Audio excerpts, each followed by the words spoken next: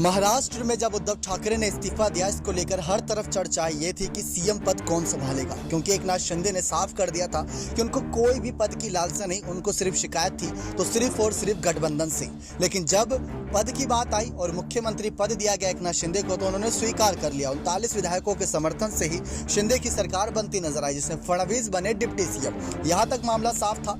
लेकिन फिर उसके बाद चर्चाएं आई उद्धव ठाकरे की कि उद्धव ठाकरे के खिलाफ हुए बागी विधायक का फैसला क्या रहता है, क्योंकि नेतृत्व से सबसे ज्यादा दिक्कतें एकनाथ शिंदे को थी और शिंदे का पूरा समर्थन विधायकों को था। लेकिन विधायकों ने अपना समर्थन उद्धव ठाकरे को भी जताया। बात कुछ साफ होती नजर नहीं आई थी।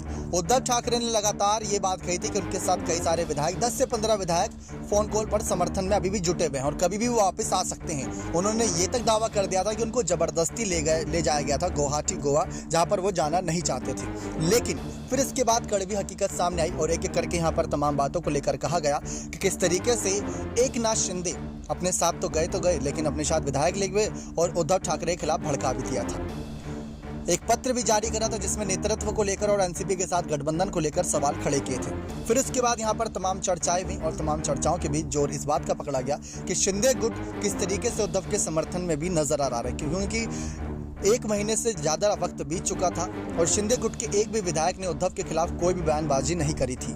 मातोश्री के सम्मान में सब चुप थे और यहाँ तक कि ये भी खबरें सामने आई थी जब कैबिनेट विस्तार हुआ था तो कुछ विधायक उद्धव ठाकरे का समर्थन करना चाह रहे थे, क्योंकि उनको अपनी पुरानी पार्टी की याद आ ही जाती है। अगर आपको पद ना मिले तो आपके मन में भी एक बड़ा सवाल रह ही जाता है। जनता के लिए भी अगर आप सेवा करना चाहते हो तो आपको एक पद की आवश्यकता पड़ती है, वरना एक आम नागरिक के तौर पर, एक नेता के तौर पर आपकी कौन सुनता नजर आएगा।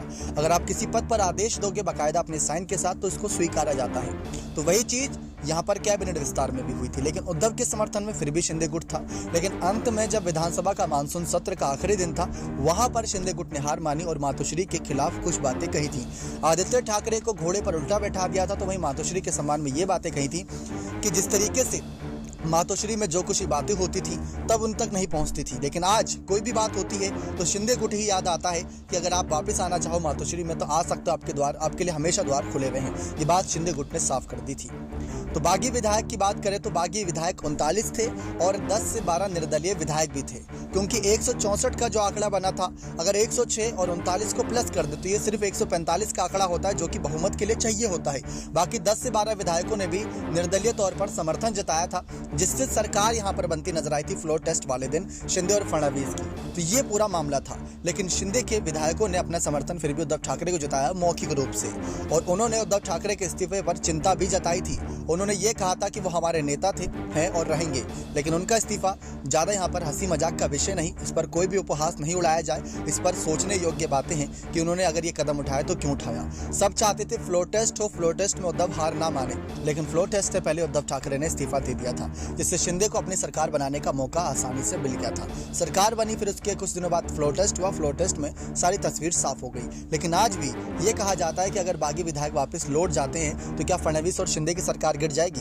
ये सवाल यहाँ पर तमाम समय पर खड़े होते हैं। इस बात को लेकर चर्चाएं भी होती हैं और चर्चाएं जब जोर पकड़ती हैं तो सवालों को लेकर जवाब भी नहीं दिए जाते।